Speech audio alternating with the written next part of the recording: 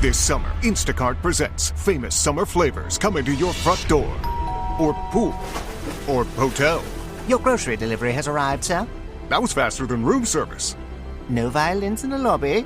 Oh, seriously? Anyway, sit back, relax, and get delivery in as fast as 30 minutes. Starring your favorite snacks, drinks, and more. Download Instacart for free delivery on your first 3 orders. Rated H for hungry audiences. Offer valid for a limited time. Minimum $10 per order. Excludes restaurants. Additional terms and fees apply. On today's Smart 7, Ukraine continues its push in Kursk, peace talks due in Doha, and much more. It's Thursday, 15th of August, it's National Relaxation Day, and happy birthday, Jennifer Lawrence. The Smart 7. It's news, but not the news.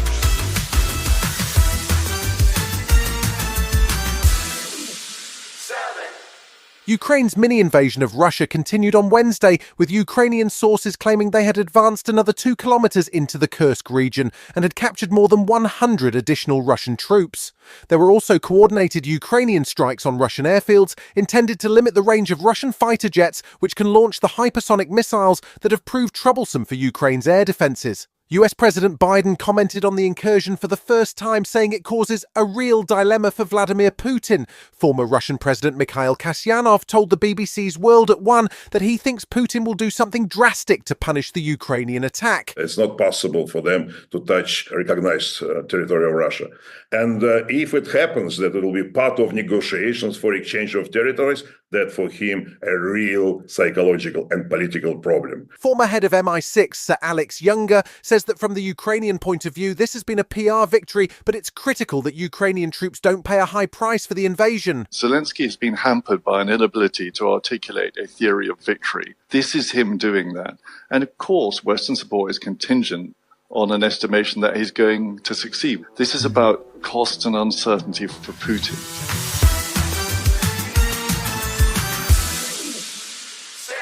A new survey from the British Transport Police revealed shocking statistics about the violence against women and girls on public transport.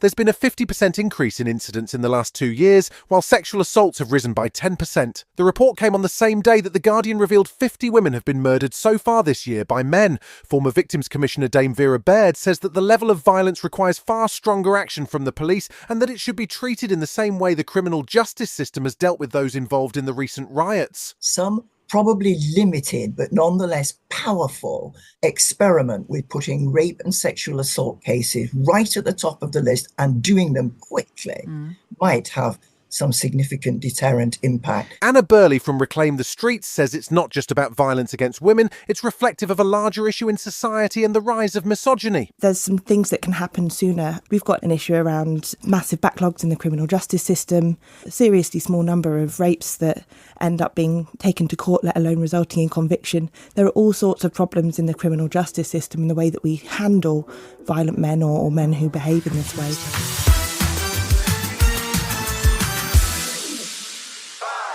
Wednesday was a good day for inflation. Well, really for the reduction of inflation, that's been a major economic goal of most countries for the last 2 years. America was celebrating a drop in their inflation rate as it hit 2.9%, the first time it's been below 3% for more than 3 years. That may lead to a rate cut by the Federal Reserve, which could see pressure ease on the US economy. The UK's inflation rate rose slightly up to 2.2%, but it was within the expected range, and KPMG's chief economist Yael Selfin says it's not something to be too worried about. What we do have is energy prices making that headline inflation slightly jumpier, because we had falls in energy prices last year, and this year they're going up a little bit again. So overall, it's upward pressure again on inflation from energy prices. Talks are due to take place on Thursday in Doha, aimed at securing a ceasefire in Gaza and the release of the Israeli hostages held by Hamas. Hamas have announced that they will not send a delegation as tensions in the region remain high, but the US, Egyptian and Qatari negotiators are determined that the talks will go ahead and that progress can still be made on key issues. Iran has warned it will retaliate against Israel for the deaths of both a Hezbollah commander and the political leader of Hamas, Ismail Haniyeh, if no ceasefire agreement is reached. Tobias Ellwood, former Tory Defence Minister, says the situation remains delicately poised. There's been no pause in the escalation, and any hope of securing that ceasefire in Gaza has been replaced by the very real threat of a major attack on Israel, which could easily lead to a wider regional war with huge geopolitical consequences. Still to come on today's Smart 7, Real Madrid grab their first trophy of the season and John Cena reveals his naked secret. Right after this.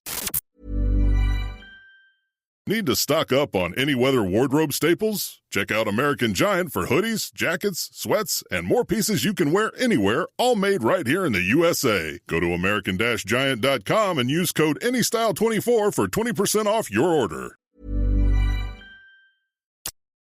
Welcome back.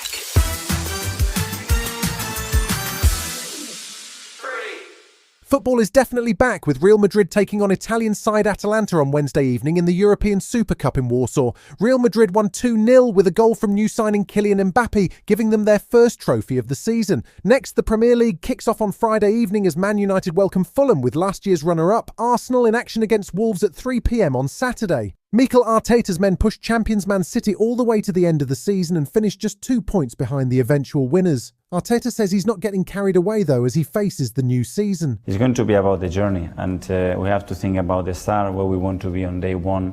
I think we had a good pre-season. We made some big strides, and we're ready to go.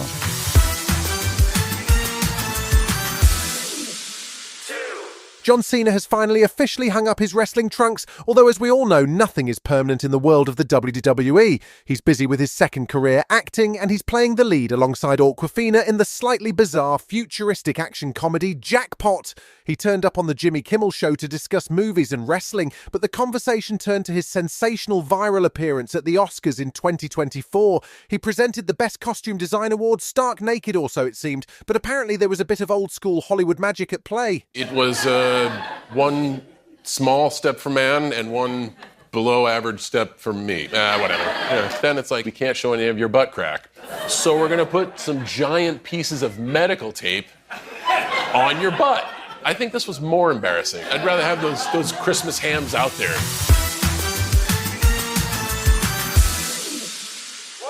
There's a new superhero movie on the way, and it stars a man very familiar with the Marvel Universe, Aaron Taylor-Johnson, who's played both Kick-Ass and one-time Avengers villain Pietro Maximoff.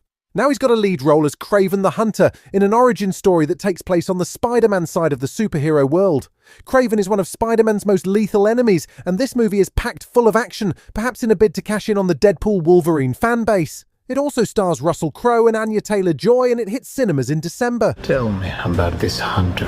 Once you're on his list, there's only one way off. I think you're some kind of honor. You're just another man. Whoever is righteous. Hunting for a trophy. Just like our father. You've been listening to The Smart 7. We'll be back tomorrow at 7 a.m. Hit that follow button and have a great day. Give us 7 minutes. We'll give you the world. Let's talk about something that's not always top of mind, but still really important: life insurance. Why? Because it offers financial protection for your loved ones and can help them pay for things like a mortgage, credit card debt. It can even help fund an education. And guess what? Life insurance is probably a lot more affordable than you think. In fact, most people think life insurance is 3 times more expensive than it is. So with State Farm Life Insurance, you can protect your loved ones without breaking the bank. Not sure where to start? State Farm has over 19,000 local agents that can help you choose an option to fit your needs and budget. Get started today and contact a State Farm agent or go to statefarm.com.